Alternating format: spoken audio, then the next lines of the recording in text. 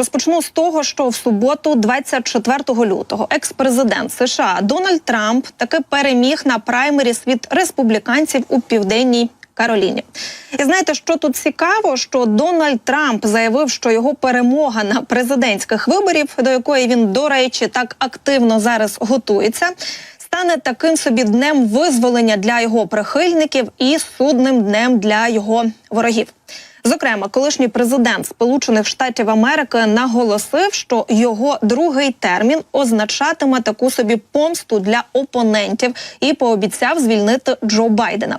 І давайте послухаємо, що, власне, заявив Трамп під час 90-хвилинного виступу на конференції консервативної політичної дії на околиці столиці США.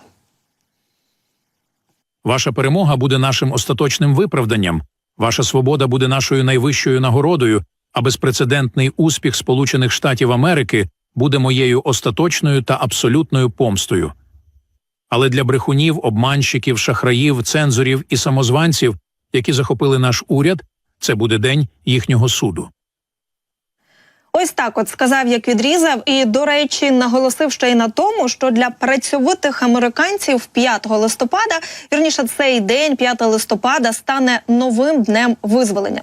Знаєте, я, до речі, додам, що, власне, в цю суботу він обійшов Нікі Гейлі в її рідному штаті, зміцнивши свої позиції на шляху до 3-го поспіль висування на виборах президента від республіканської партії. До речі, через успіх Трампа на адресу його суперниці зараз навіть лунають заклики взагалі вийти з перегонів, але Гейлі тримається і вона наголосила, що не відмовлятиметься від подальшого змагання, незважаючи на програш у штаті, де вона, нагадаю, була губернаторкою з 2011 по 2017 рік. І ось, власне, що сказали Нікі Гейлі. Я не відмовлюся від цієї боротьби, коли більшість американців не схвалюють і Дональда Трампа, і Джо Байдена. Ось так от, за словами Гейлі, вона вестиме кампанію як мінімум до супервівторка, тобто 5 березня, коли республіканці у 15 штатах і на одній території Сполучених Штатів Америки голосуватимуть на праймеріс. До речі, на праймеріс Демократичної партії в Південній Кароліні перемогу отримав Джо Байден, і вже завтра відбудуться наступні праймеріс як республіканців, так і демократів в штаті Мічиган.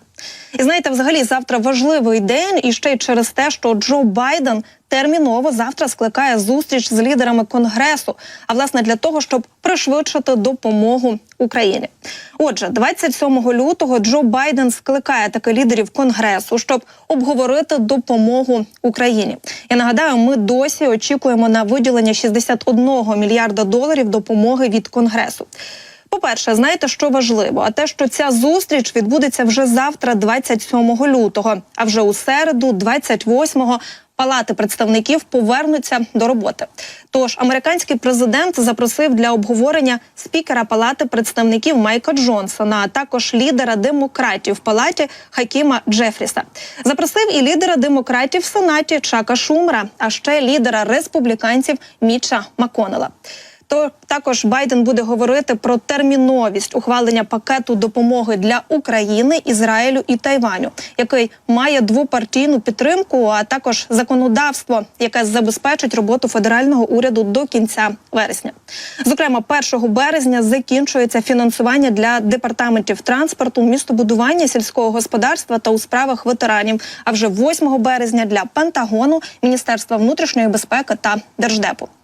І ось лідер демократів у Сенаті Шумер напередодні цієї зустрічі вже заявив, що домовленостей з обох питань поки що не досягнуто через позицію правого крила республіканців у Палаті представників. Але він теж висловив надію на те, що спікер Джонсон все ж таки винесе законопроєкти на голосування. Також сенатор зауважив, що 2024 рік він таки є вирішальним моментом в історії світу, адже дійсно, поразка України в битві з Росією буде руйнівною для Сполучених Штатів Америки.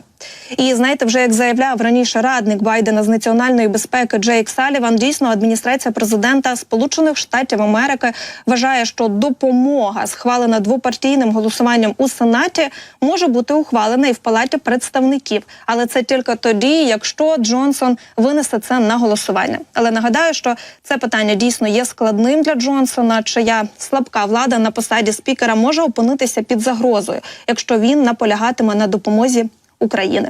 Ось так от.